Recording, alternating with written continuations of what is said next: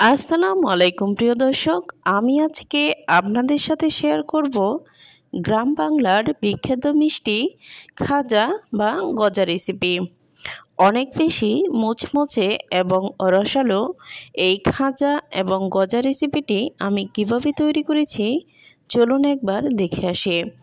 এখানে আমি নিয়েছি 1 কাপ ময়দা এবং পরিমাণ মতো লবণ।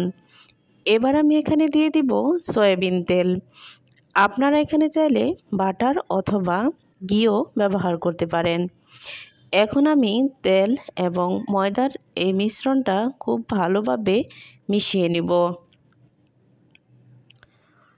তো খাজা তৈরি করার ক্ষেত্রে এই যে মিশ্রণটা বা ডো তৈরি করাটা এটা অনেক ইম্পর্ট্যান্ট একটা বিষয়। এখন দেখুন এখানে মিশ্রণটা একটা আঠালোর মতো হয়েছে।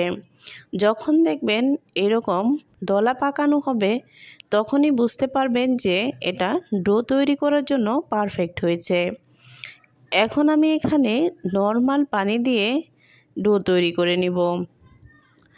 ডোটা খুব ভালোভাবে মথে নিতে হবে।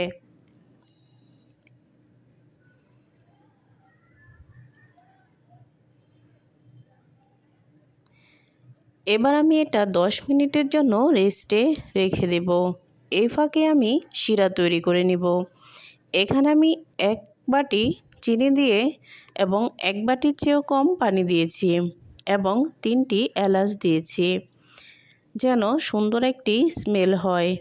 এবার শিরাটা পারফেক্ট হয়েছে কিনা বোঝার জন্য আমি দেখছি যে যদি এরকম রশ্মির মতো বের হয় তাহলেই বুঝতে পারবেন যে শিরাটা তৈরি হয়ে গিয়েছে। আমার শিরাটা তৈরি হয়ে গিয়েছে। এখন আমি এখানে 1 টেবিল চামচের মতো লেবুর রস দিয়ে দিলাম যেন শিরাটা দলা পেকানো না হয়ে যায়।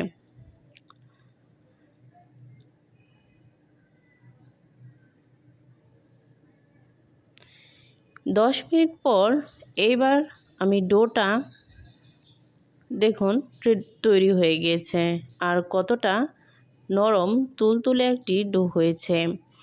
এবার আমি রুটি বানানোর জন্য এরকম গোল গোল শেপ করে নিব।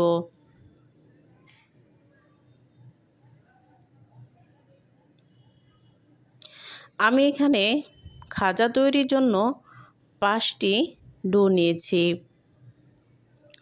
এখন আমি এই 5টি ডো দিয়ে রুটি তৈরি করে নিব।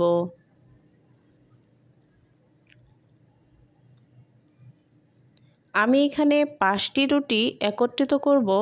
আপনারা চাইলেও রুটির সংখ্যা আরও বাড়াতে পারেন।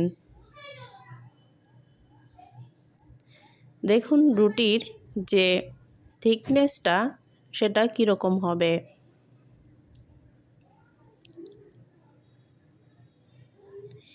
এইবার আমি রুটির উপরে একটু তেল দিয়ে নিলাম।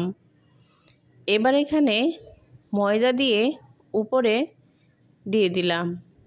এখানে আপনারা চাইলে কর্নফ্লাওয়ারও ব্যবহার করতে পারেন। এইভাবে করে একটা রুটি উপরে দিয়ে দিলাম। আবার এই উপরের রুটির উপর তেল এবং আবার ময়দা দিয়ে মাখিয়ে উপরে আবার রুটি দিয়ে দিব। এভাবে একের পর এক 5টা রুটি আমি ভাঁজ তৈরি করে নিলাম। এবার আমি এই রুটিগুলো দিয়ে একটি রোল তৈরি করে নিব।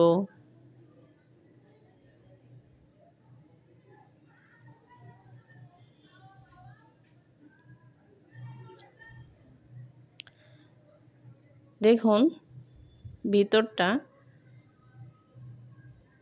কেমন হয়েছে। এবার আমি একটি চাকুর সাহায্যে শেপ করে নিব।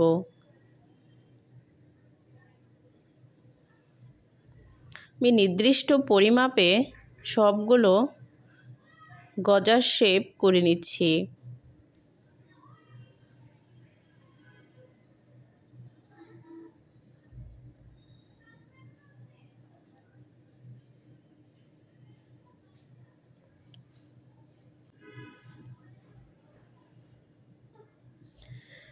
আমার গজার শেপগুলো হয়ে গেলে এবার আমি একটা একটা করে গজা এরকম উপর থেকে চাপ দিয়ে লম্বাটে করে নিব। এভাবে আমি সবগুলোই চাপ দিয়ে লম্বাটে করে নিয়েছি। এখানে আবার বেশি চাপাচাপি করা যাবে না। এবার একটি প্যানে তেল হালকা গরম করতে হবে। এখানে বেশি গরম করলে উপর দিকটা পুড়ে যাবে, ভিতরে কিন্তু হবে না, যেহেতু ভিতরে অনেক ভাজের লেয়ার রয়েছে। তাই সাবধানে এই গজাগুলো ভাজতে হবে অনেকক্ষণ টাইম নিয়ে মৃদু তাপে।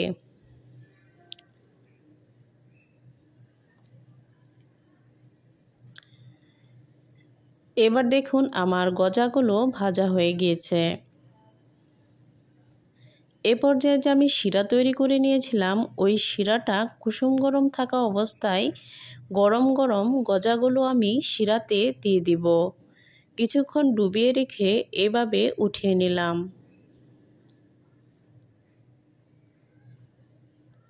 ঠিক একইভাবে সবগুলো গজা আমি ভেজে এভাবে শিরাতে ডুবিয়ে নিব এবং কিছুক্ষণ রেখে উঠিয়ে ফেলব।